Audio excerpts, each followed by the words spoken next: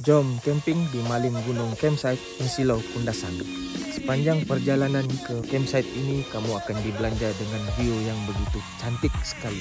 Dan mengambil masa perjalanan daripada Pekan Kundasang hingga ke campsite ini lebih kurang 25 hingga 30 minit sahaja.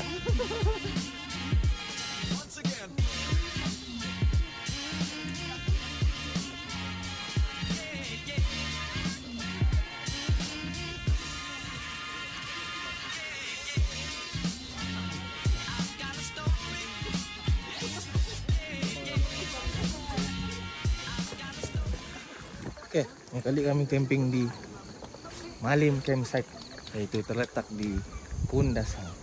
Ini campsite dia dekat dengan, siapa tahu itu campsite Mentoki, dia bersebelahan juga. Maksudnya tidak jauh dari sinilah dia punya campsite.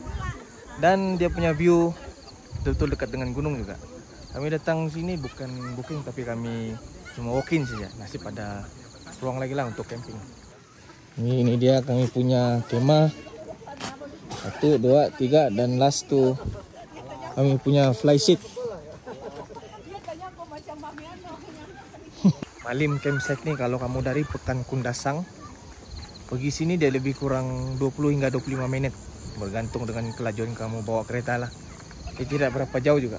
Cuma dia punya space ini macam yang kamu nampak dalam video saya ni.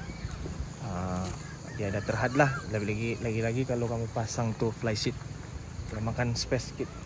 Yang biasa dari sini dia punya tapak di sini dan di sebelah. Tapi di sebelah tu dia apalah space kecil saja. Dan ya, untuk makluman, dan dia punya tandas sini agak jauh sedikit di bawah. Kau kena jalan kaki jauh lah, lebih kurang dalam 100 meter juga kau kena turun di bawah ni tandas dia.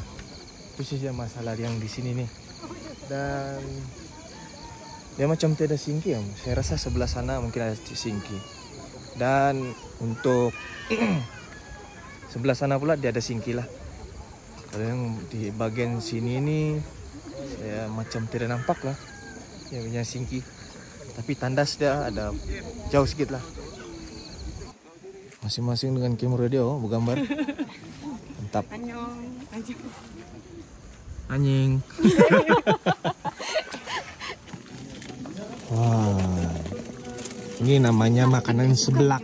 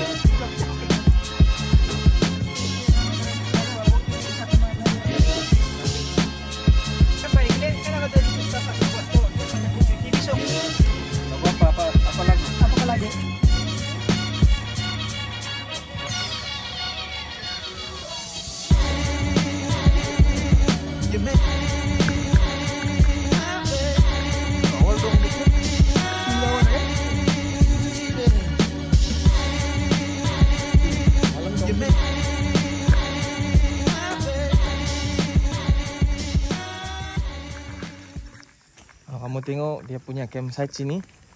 Campsite ada di atas.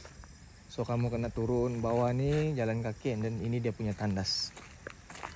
Yang bagusnya di sini, orang ada sediakan tempat sholat. Ini dia tempat sholat, dan di bagian belakang sebelah sana itu adalah dia punya tandas.